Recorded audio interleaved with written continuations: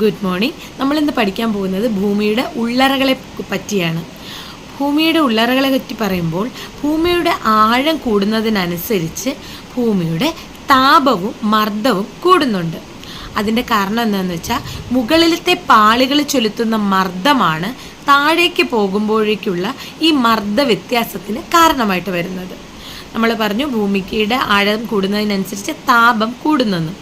ഈ താപം കൂടുന്നത് ഭൂമിയുടെ കേന്ദ്രഭാഗത്ത് അനുഭവപ്പെടുന്ന താപം എന്ന് പറയുന്നത് ഏകദേശം 5000 ഡിഗ്രി സെൽഷ്യസ് ആണ്.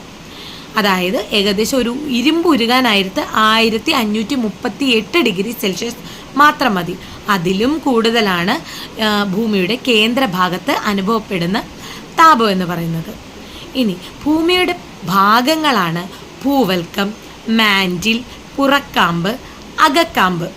ഭൂവൽക്കം ക്രസ്റ്റ്, മാൻറ്റിൽ, പുറക്കാമ്പ് ഔട്ടർ കോർ, അകക്കാമ്പ് ഇന്നർ കോർ.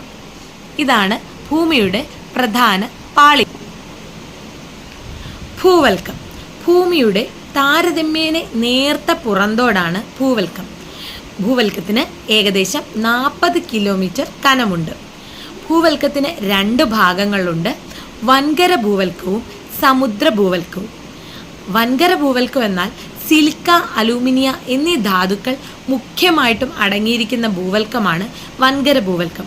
സിലിക്ക, അലൂമിനിയ എന്നീ ധാതുക്കൾ കൂടുതലായിട്ട് അടങ്ങിയിരിക്കുന്നതിനാൽ ഇതിനെ സിയാൽ എന്ന് വിളിക്കുന്നു.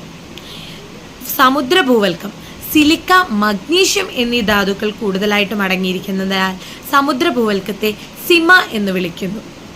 അടുത്ത ഭാഗമാണ് മാൻറ്റിൽ. മാൻറ്റിൽ എന്നത് ഭൂവൽക്കത്തിന് താഴെയായിട്ട് സ്ഥിതി ചെയ്യുന്നു. ഭൂവൽക്ക പാളിക്ക് താഴെ തുടങ്ങി 900 കിലോമീറ്റർ വരെയാണ് മാൻറ്റിലിൻ്റെ പ്രദേശം.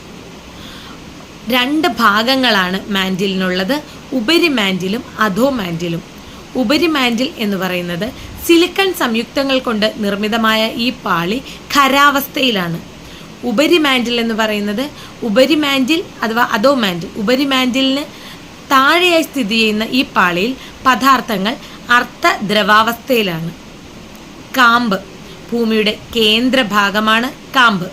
2900 കിലോമീറ്ററിൽ തുടങ്ങി 6371 കിലോമീറ്റർ വരെയാണ് കാമ്പ് എന്ന ഭാഗം ഉള്ളത്. 2 ഭാഗങ്ങളാണ് കാമ്പിനുമുള്ളത്: പുറക്കാമ്പ്, അകക്കാമ്പ്.